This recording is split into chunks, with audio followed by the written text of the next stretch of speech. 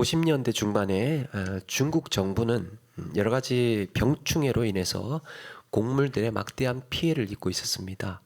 그래서 곡물의 손실을 줄이기 위해서 대책을 마련합니다.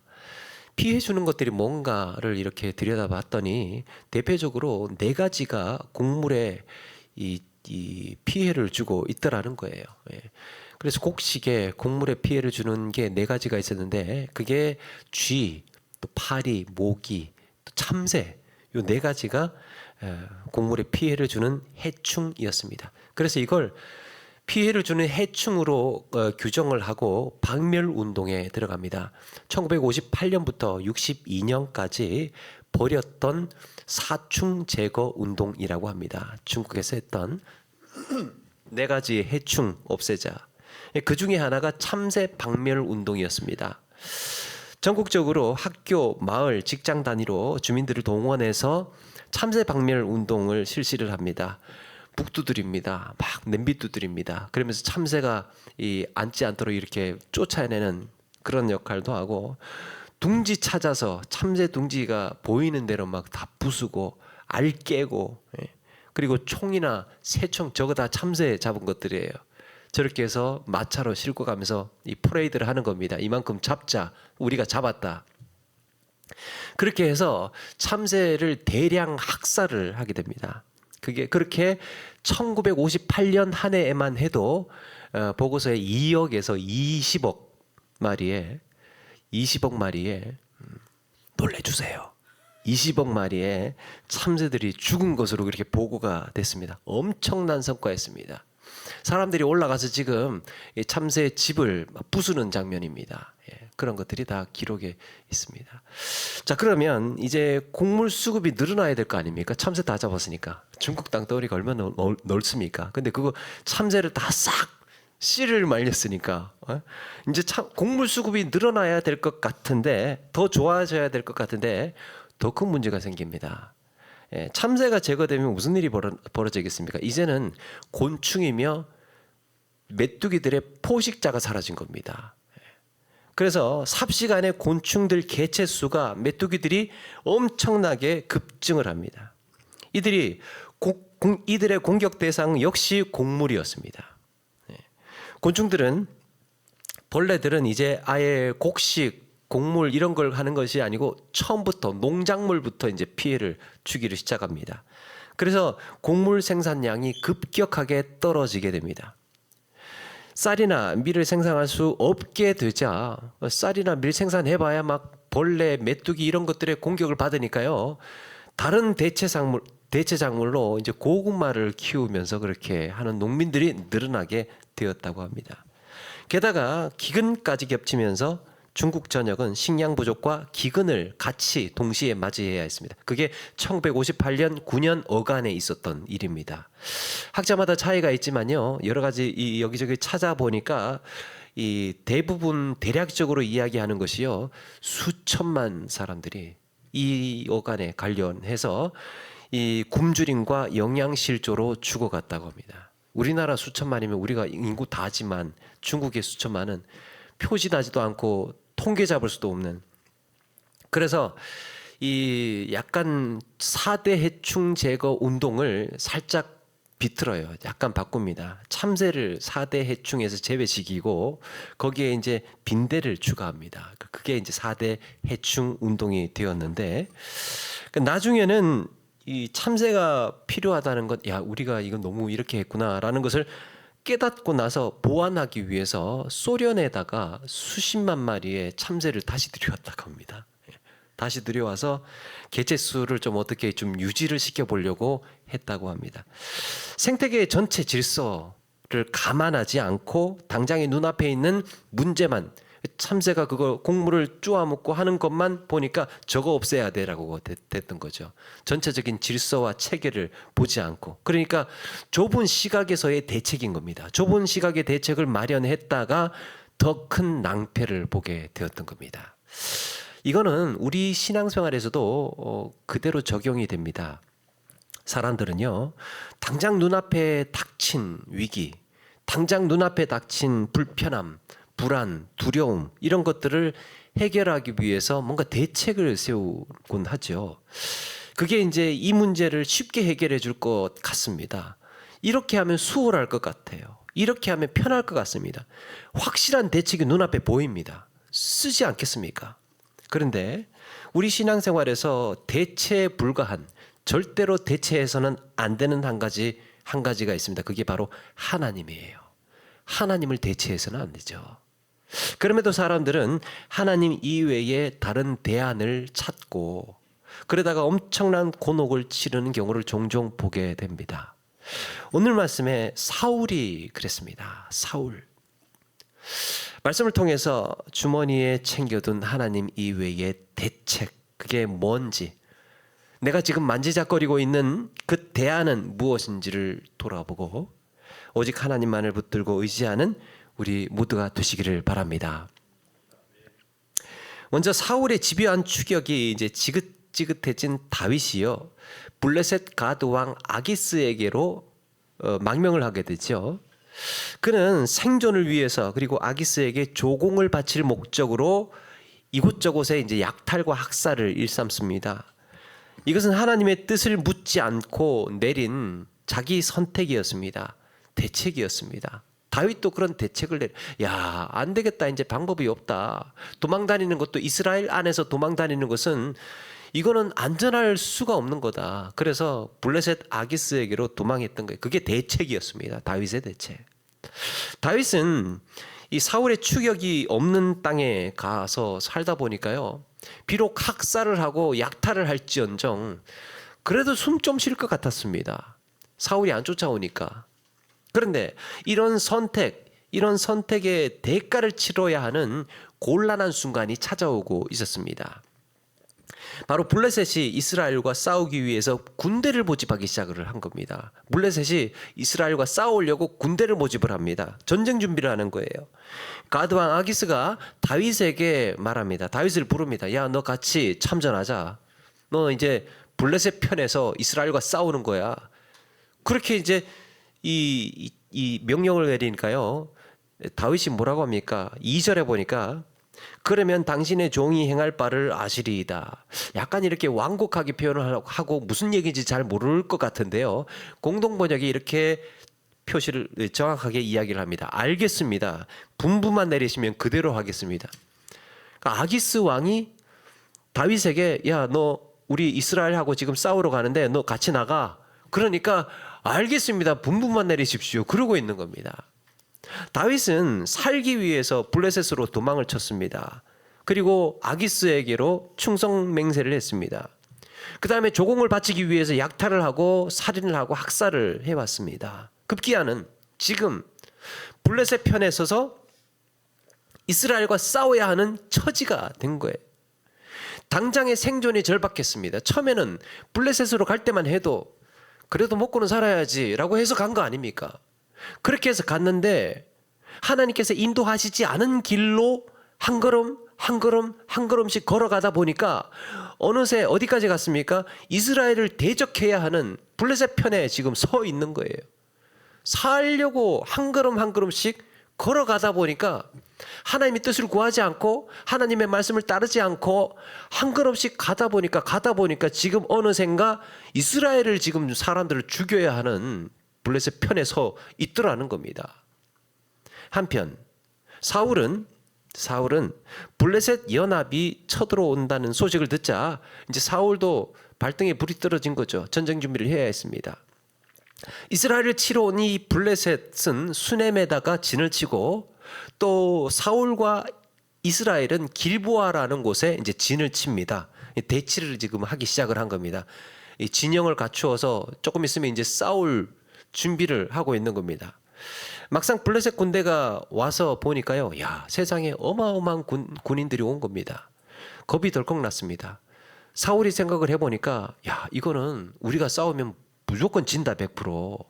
그래서 몰살당하겠다 싶어가지고 사울이 세상에 여호와를 찾습니다. 하나님을 찾습니다. 하나님, 이를 어찌하면 좋습니까?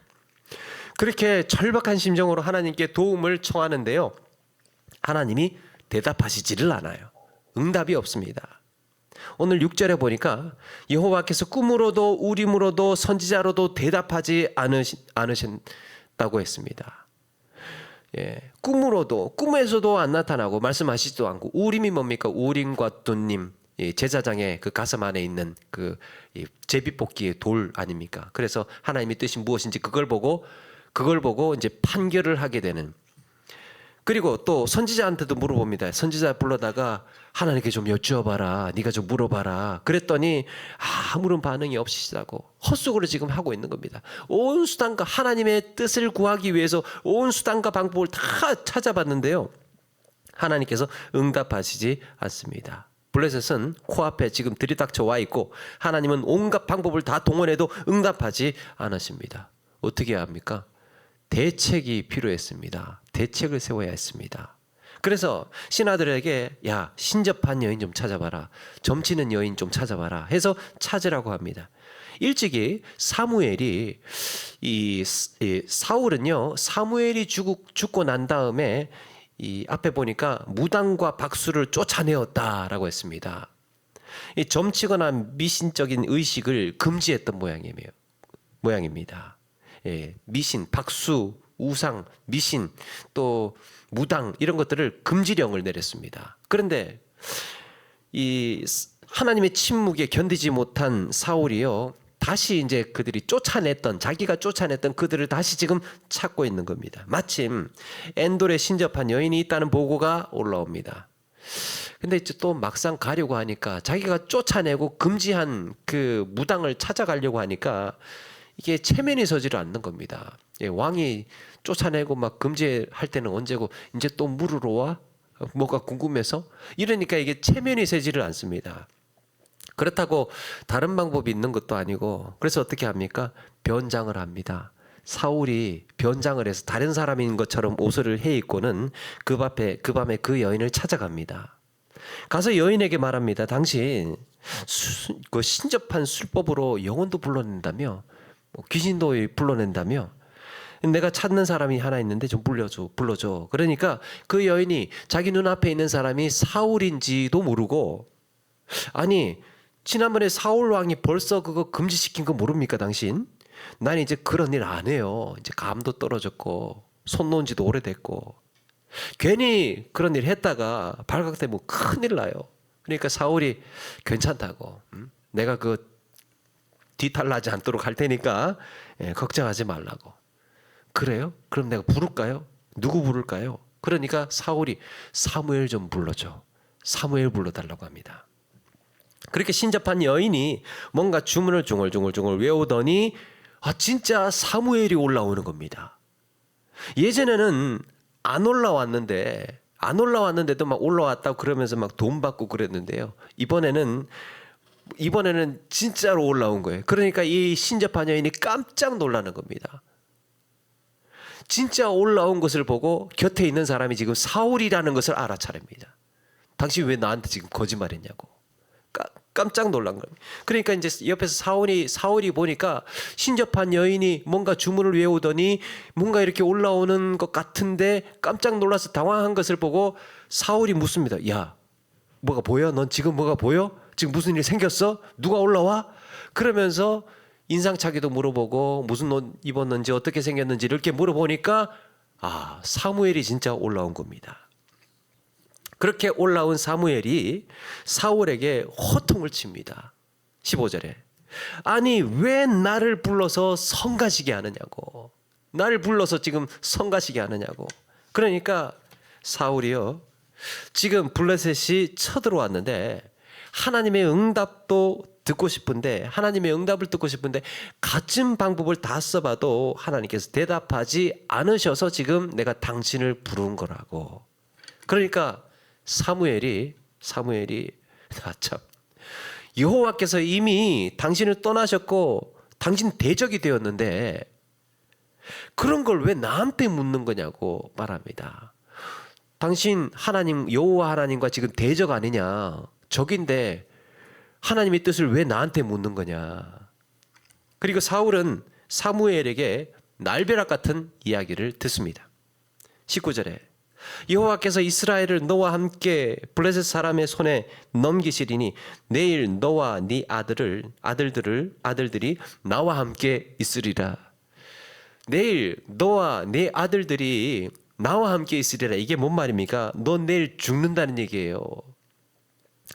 어떻게 하면 이길지, 어떻게 하면 이스라엘이 구원받을지를 궁금해서 물으러 갔다가 지금 내일 죽는다는 말을 들은 겁니다.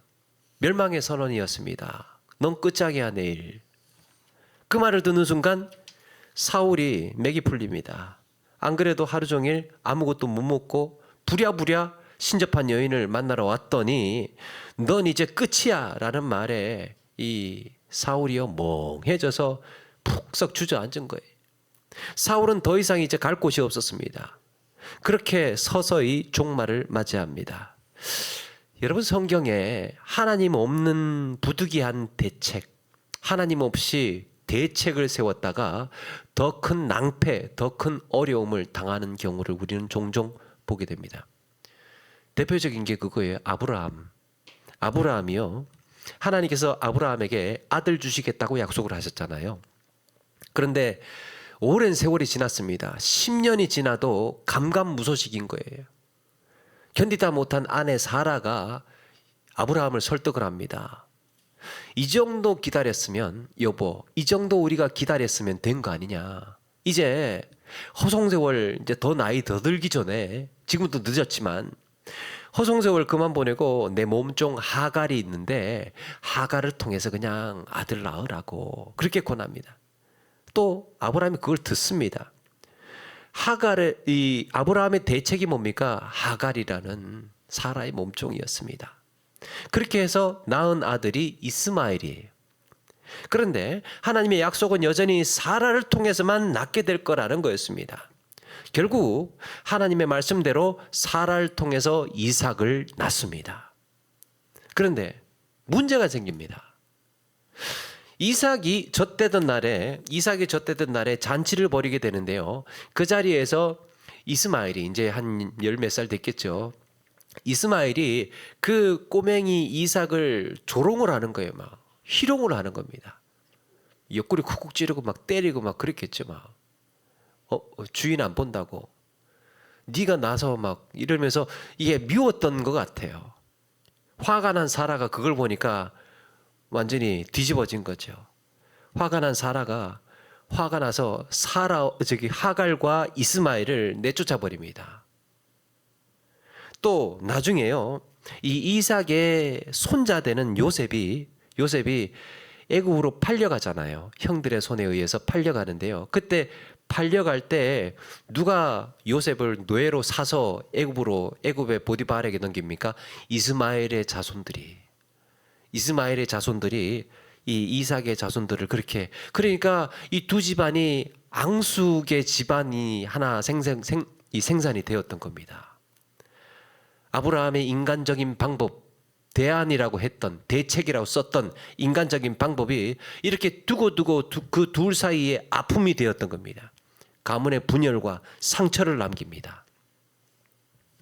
광야의 이스라엘 백성들은 어땠습니까? 시내산에 올라간 모세가 40일이 지나도 내려오지 않자 어떤 대책을 세웁니까? 모세가 내려오지 않으니까 대책 세워야 될 거 아닙니까? 그래서 그들이 세운 대책이 금송아지였습니다. 우상. 이스라엘 백성들은 애굽을 나올 때 주머니에다가 이쪽 저쪽 주머니에다가 뭔가 꽉 채워가지고 나왔습니다. 그게 뭐냐면 우상들. 애굽에서 썼던 우상들. 그거 지니고 다녀야 되는, 그거 없으면 불안한 그런 우상들을 요만한 손바닥만한 거, 손가락만한 거, 다양한 그런 귀금속으로 또 열쇠고리처럼 생긴 것, 이렇게 다양한 것들을 주머니에다가 차고 넣고 다녀왔습니다. 그게 있어야 불안이, 두려움이 사라지는 거죠. 우상이라고 하기는 좀 그렇지만 우리도 그런 걸 하나씩 가지고 있습니다. 스마트폰을 두고 나오면 불안하고 막 그러잖아요. 불안하다고 해주세요, 빨리. 스마트폰 두고 심지어는 막 장보러 갈 때도 있어야 되고, 심지어 화장실에 갈 때도 가지고 들어가야 되고, 스마트폰이 없으면 막 손이 불안한 거, 뭔가 좀 보고 있어야 되고 붙들고 있어야 되고 궁금하면 막 빨리 쳐봐서 이렇게 해야 되고 물어봐야 되고 스마트폰에게 물어보고 스마트폰을 지니고 있고 그게 없으면 불안하고 이스라엘 사람들이 애굽을 나올 때 가지고 나왔던 것들이 평소에 그가 가지고 있었던 그런 우상들이었던 겁니다. 그래서 그거라도 꺼내서 붙들고 하나님의 인도하심을 따라서 나오는 이들이 하나님의 약속을 따라서 하나님의 역사를 통해서 출애굽을 해서 가나안 땅에 가야 하는 이들이 그래도 여차하면 꺼내서 그거 붙들고 의지하고 빌려고 우상들을 지니고 있었던 거죠. 그때 이제 모세가 이 40일이 지나도 내려오지 않자 뭘 합니까? 야, 이제 우리가 뭔가 큰 거를 한번 우리가 의지하고 신뢰할 뭔가를 만들자. 그러면서 금송아지 만든다고 하니까요. 그동안 가지고 있었던 우상들이며 금귀걸이, 목걸이 이런 것들을 다 꺼내서 큰 거 하나를 만들어요. 그게 애굽의 신 아피스였던 겁니다. 소의 형상을 한 신. 그런데 이로 인해서 하나님의 엄청난 진노를 사게 되고 급기야 멸망의 위기로 가게 됩니다. 내 이 인간들, 이 민족들 다 쓸어버리고 내가 처음부터 다시 시작할 거야. 그러니까 모세가 온몸을 던져서 막습니다. 하나님, 제가 잘못했습니다. 제가 잘못했습니다. 제 이름을 생명책에서 빼주십시오. 할 정도로 자기가 다 떠안고 그렇게 막으면서 간신히 그 자리에서 이스라엘 백성들 멸망을 면했습니다. 그들이 했던 대책으로 더 큰 낭패를 볼 뻔했던 거죠. 예수님의 제자 가룟 유다는 어떻습니까? 가룟 유다의 대책은 돈이었습니다. 종교 지도자들이 예루살렘에 오신 예수님을 잡으려고 그런 움직임을 보이자 유다는 불안해서 견딜 수가 없었습니다. 기껏 예수님을 따라서 여기까지, 예수님의 제자로 여기까지 왔는데 예수님을 통해서 높은 자리 좀 앉나 싶었는데 예수님께서 잡히시고 나면 높은 자리는 고사하고요, 자기도 죽게 생긴 겁니다. 자기가 위험에 처하게 생겼어요. 그럴 바에 차라리 돈이라도 챙겨서 그 사람들, 예수님을 그 사람들한테 위치 알려주고 그렇게 잡도록 안내해주면 그게 지금 이 상황에서는 현명한 판단일 거다라고 생각을 했던 겁니다. 그래서 제사장들에게 예수님을 은 30에 팔아버리고, 그런데 어떻게 됩니까? 나중에 양심의 괴로움을 견디지 못해서 스스로 목숨을 끊어버리는 비극을 맞습니다. 대책 돈으로 세웠다가 야, 이거는 내가 잘못한 거였구나. 그렇게 해서 영원한 불명예를 씻습니다. 성경에 이 성경에서 손에 꼽히는 이 악당을 꼽으라고 한다면 가룟 유다가 빠지지 않을 겁니다. 우리가 성경에서 누구를 그렇게 욕합니까? 가룟 유다 그러잖아요. 가룟 유다 같은. 그러니까 교회 안에서 주님 오시는 그날까지 정말 영원히 이렇게 두고 불명예에 오점을 남길 돈 선택했다가 대책을 삼았다가, 베드로의 대책은 뭐였습니까? 베드로의 대책은 폭력이었습니다. 겟세마네 동산으로 군인들이 예수님을 잡으러 오자 베드로는 칼을 휘두릅니다. 예수님 지키겠다고. 그렇게 제사장의 종의 귀를, 말고의 귀를 잘라버리죠. 베드로는 칼을 품고 예수님을 지키려고 했습니다. 하나님께서 다 알아서 하시겠지만 그래도 안 되면, 여차하면, 필요하면 내가 이거 휘둘러야지. 그런데 그의 행동은 예수님의 책망을 듣습니다. 그렇게 예수님을 구했더라면, 칼로 예수님을, 힘으로, 폭력으로 예수님을 구했더라면 그리스도의 구속 사역에 오점이 났을 겁니다. 그리스도의 의가 드러나지 않았을 겁니다. 폭력으로, 힘으로 구속 사역을 어떻게 할 수 있겠습니까? 베드로는 잠시나마 하나님의 주권적인 구원 역사보다 가슴에 품은 칼을 믿었습니다. 이걸로 우리 주님을, 내 스승을 구해야 되겠다. 여러분, 우리 인생에서 하나님 이외에 더 확실하고 더 수월한 해결책이 있다면요, 하나님 말고 더 수월하고 더 확실한 해결책이 있다면 그게 우리에게 가장 위험한 우상일 수 있습니다. 하나님 안 되면 이거 붙들어야지 뭐. 하나님 대답 안 하시면 내가 이거 잡아야지. 하나님이 응답 안 하시면 나 돈 있어. 하나님이 나한테 이런 내가 원하는 길로 인도하지 않으신다면 나 힘 있어. 나 칼 있어. 인간관계에 있어. 인간적인 그때 가서는 뭐 인간적인 방법 쓰는 거지 뭐 이렇게 된다는 거죠. 내가 가지고 있는 그것이 내 주머니에 감추어둔 그것이 우리에게 우상일 수 있다는 겁니다.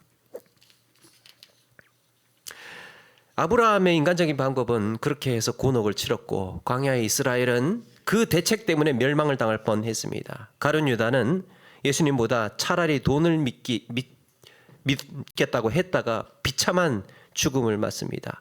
베드로 역시 여차하면 폭력 쓰겠다고 칼을 품었다가 예수님의 십자가의 길을 망칠 뻔했습니다. 이들의 공통점이 뭘까요? 모두가 하나님을 신뢰하지 않고 하나님의 말씀을 붙들지 않은 상태에서 이루어졌습니다.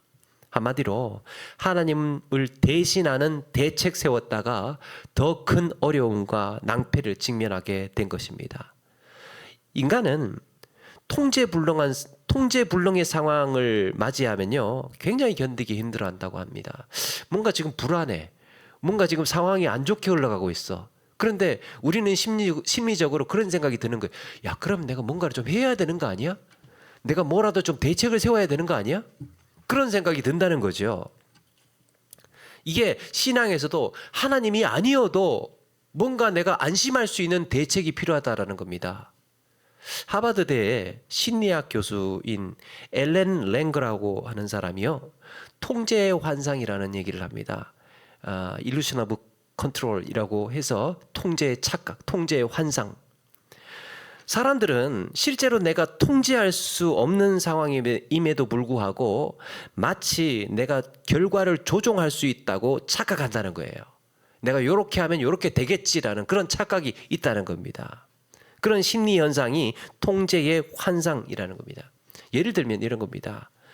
그 로또 해보셨습니까? 로또 할 때요.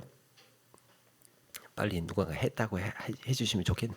하여튼 로또를 할 때 그 두 가지 방법이 있죠. 자동으로 번호를 정해서 하는 거랑 내가 마킹을 해서 이렇게 찍어서, 지금도 그렇게 하는가 모르겠습니다. 네, 안 넘어가시네. 자, 이렇게 두 가지 방법이 있는데요. 보통 어떤 방법을 하느냐? 내가 찍어서 이제 내가 마킹을 해서 번호를 정해서 그렇게 넣게 되죠.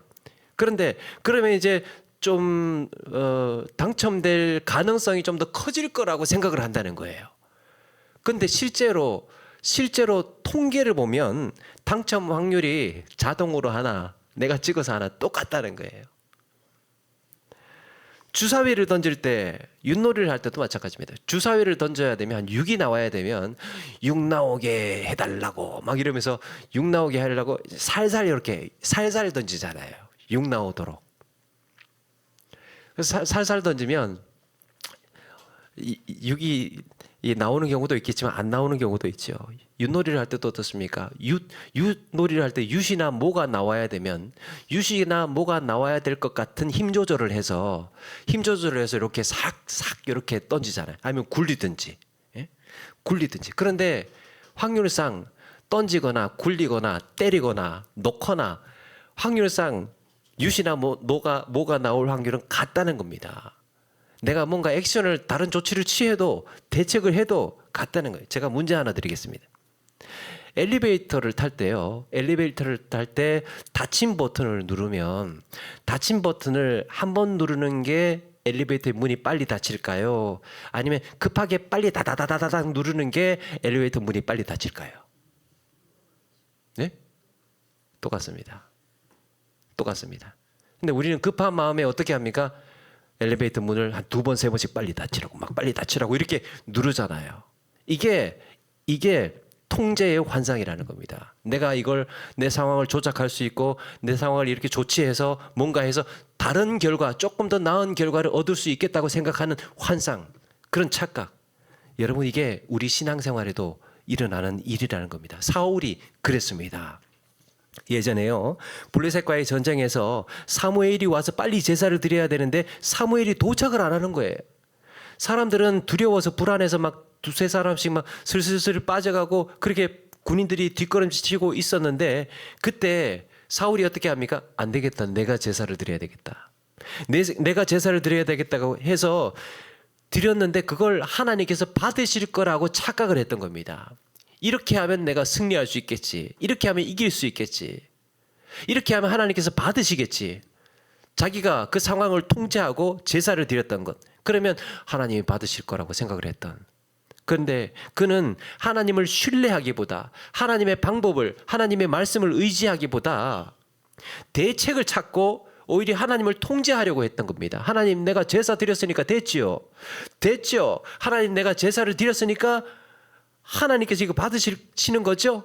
제가 할 만큼 했습니다. 제가 할 거 다 했어요. 이렇게 했던 겁니다. 이게 통제의 착각에 빠졌던 겁니다. 여러분, 사람은 하나님 없는 대책이어도 선뜻 붙잡으려고 하지만 신앙은 내 통제권이 하나님께 있음을 고백하는 것인 줄로 믿습니다. 나의 모든 걸음걸음과 나의 모든 행동과 이 모든 통제의 권한이 하나님에게 있다는 겁니다.